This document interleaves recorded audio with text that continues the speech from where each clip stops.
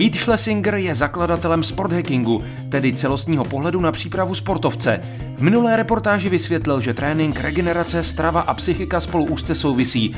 Jsou to spojené nádoby, které se navzájem ovlivňují. Pokud jednu složku ošidíte, jen těžko se budete dostávat na maximální úroveň výkonu. Dnes se blíž podíváme na stravu. My jíme samý cukry. Sportovec má pořád chutě na sladký, to si můžeme všimnout. A to je proč, protože ty nervy jsou spojeny s hlavou. A tím pádem ta hlava říká, dej mi něco sladkého, dej mi něco kvalitního. A já se energizuju, takže Red Bull nebo nějaký sladký pití, něco sladkého na jídlo, tyčinka, obyčejný bílý pečivo, a to jsou prázdné kalorie, ale to tělo, ty svaly, ta nervová soustava i ty hormony potřebují kvalitní minerály, vitaminy, stopové prvky a to tam naprostá většina těch sportovců nedává, proto ta regenerace je horší, jsou unavenější a inklinují ke zranění. Naprostá většina, takřka všichni mladí vrcholoví sportovci nemají dostatek kvalitních tuků ve stravě. A zase jsme u toho omylu, kdy v 70. 80. letech maminky nebudu jíst tuky, abych držela dietu, tak to samozřejmě není vůbec pravda. Takže ta rada zní z začátku vyměnit nekvalitní cukry za kvalitní tuky a potom uvidíte, že i ta energie se uvolňuje pomale a i ten hráč se tak psychicky může sklidnit. Takže jsme u té komplexnosti, že je všechno propojený a že se to navzájem ovlivňuje. Dřív si hráči s výživou hlavu moc nelámali. V té naší době ještě to nebylo úplně tak upřednostňovaný, nebylo to na prvním místě. Byl tam možná mnohem větší důraz na to, aby jsme odpočívali takové věci, ale samozřejmě potom v závěru té kariéry už se nám to taky přiblížilo. Nebudu říkat, co jsme jedli jsme těstoviny a kuře, takže to je normálně standardní, ale neměli jsme žádných moc velkých doplňků těch výživových, které teďka ty hráči hodně jedí a mají nějaký programy. My, když jsme po zápase chtěli si odpočinout, chtěli jsme si jít lehnout, jsme si dali 2-3 pivka, šli jsme si lehnout a mysleli jsme, že jsme prostě si odpočineme, ale v dnešní době to asi takhle nejde už, takže my jsme to měli ještě trošku jinak. Za nás to samozřejmě začínalo, ta výživa zdravá, jako to, že před zápasem nejíme knedlíky, to už je daný asi trošku díl, ale dneska opravdu do toho zasahují i ty bezlepkové těstoviny a tak dále, taková strava, to za nás ještě nebylo a dneska i ta fyziologie těch hráčů se taky trošku změnila, především je to daný tím systémem hry, dneska se víc bruslují, je to nahoru dolů, ty kluci jsou dneska hubenější, jsou to větší atleti, dřív to byli víc silově založený ty hráči. Já jsem vždycky věřil 3 věcem. Dobře si zatrénovat, dobře se napít a najíst a dobře se vyspat. No. Já si nemyslím, že nějaká přehnaná výživa, že z vás udělá hokejistu. Každému co vyhovuje. Někdo potřebuje něco jiného. V mém případě to bylo, jak se říkám, dobře se vyspat, dobře se najíst a určitě se dobře a včas napít po zápase nebo po tréninku. Doba se ale mění. Aby tělo dokonale vstřebalo tréninkovou jednotku, aby dobře zregenerovalo, je nutné mu dodat kvalitní výživu. Kvalitní tuk může to být, aby to bylo i chutný samozřejmě, může to být mandlový máslo. Může to být klidně i máslo obyčejný, nebo ghee, ještě lépe přepuštěné máslo, to znají naše babičky. Je to kokosový olej, jsou to mandle, různé ořechy, jsou to oleje, to znamená olivový olej, dýňový olej, avokádo. Avokádo je jeden z nejlepších zdrojů kvalitních tuků a zároveň minerálů, vitamínů, stopových prvků. A teď si vezměte prakticky.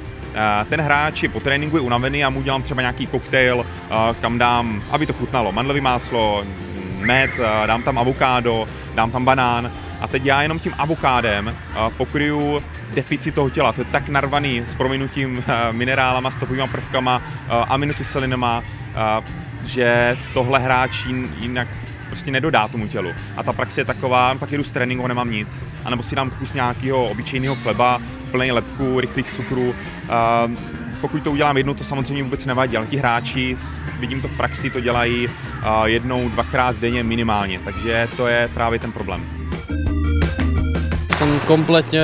Jsem přebudoval celou stravu, začal jsem jíst žitný chleba, omezovat třeba vepřové maso a celkově to jídlo jsem úplně změnil od základu v podstatě. Vlastně já jsem na to nebyl zvyklý odmala, protože samozřejmě naši dřívější době nebyly takové možnosti, takže ani oni sami nevěděli moc o takových možnostech. Čem tedy hráči dělají největší chyby?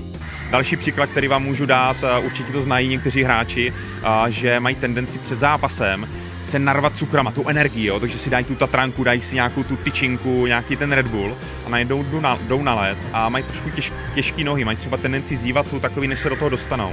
A to je přesně proto, já totiž, když před zápasem mám takovou hladinu energie a cukru dobrou a dám tam ty rychlé cukry, tak je tak rychle navýším, že díky inzulínu tak ty cukry klesnou, ale klesnou po tu původní hodnotu.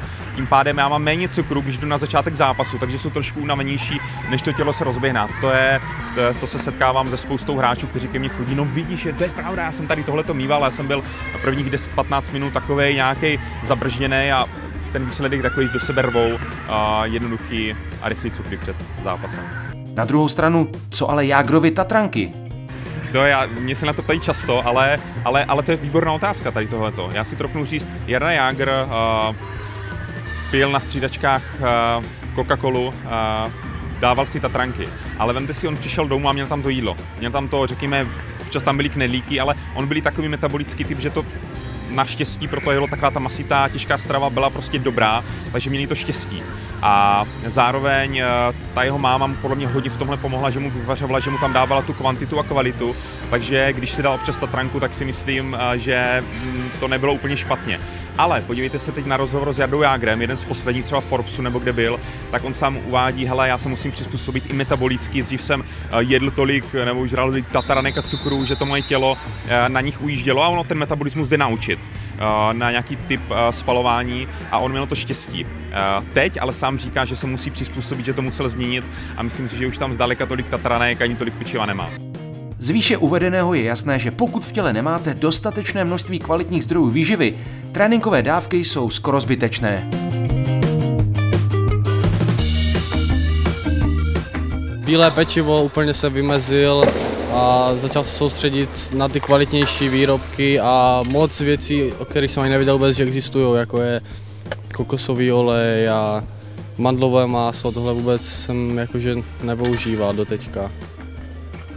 Kdybych se vrátil 2 roky zpátky, tak prostě jsem měl založenou stravu na rohlíku s máslem a se šunkou na svačinu a na snídaní 2 koblihy. A dneska už prostě vím, co si mám dát a cítím se líp. Stravování je tedy velice důležité, ale nezapomeňte, že jen díky němu se na optimální výkonnost nedostanete. Jak bylo řečeno v úvodu, dobrá výživa je jen jedním z faktorů výkonnosti, která musí navazovat na kvalitní trénink, regeneraci a správnou psychickou kondici.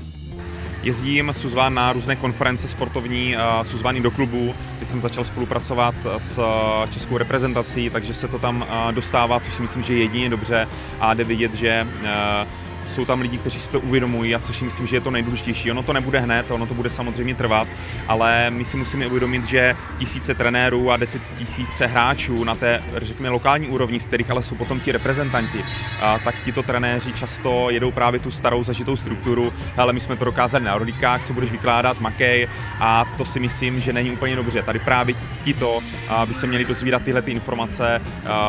Ono kolikrát nestačí, nebo nemusíte vědět přesně, co byste měli snídat, jak je to, ne, to je odborník. Ale ten trenér by měl vidět, že ta strava, regenerace a i ta hlava jsou strašně moc důležitý a čím ten hráč roste a je starší, tak třeba ta hlava je čím dál tím důležitější.